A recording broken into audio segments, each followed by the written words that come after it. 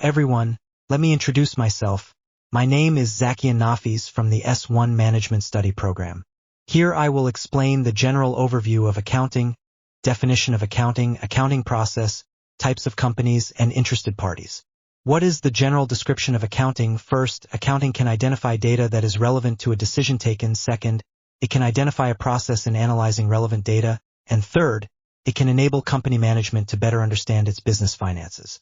We need to know that the definition of accounting is recording, grouping, summarizing, analyzing, and presenting a company's financial report information from time to time.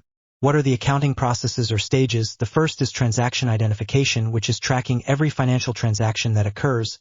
The second is transaction recording, which is recording financial transactions that have been identified into the company's books.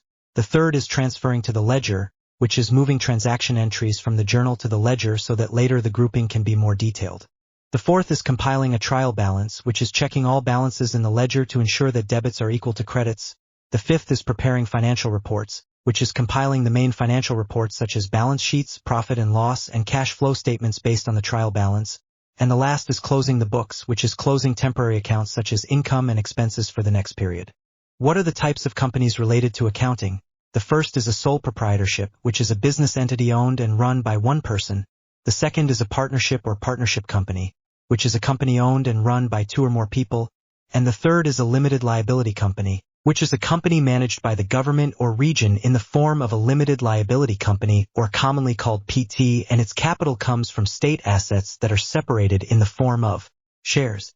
Who are the interested parties in a business? Namely, the first is the owner of a business, which has an important role in business development because it can create new products. The second is the creditor, namely the party that provides funding loans to the company. The third is the employee, namely someone who has a very important role in achieving the company's goals, and many others such as suppliers and customer.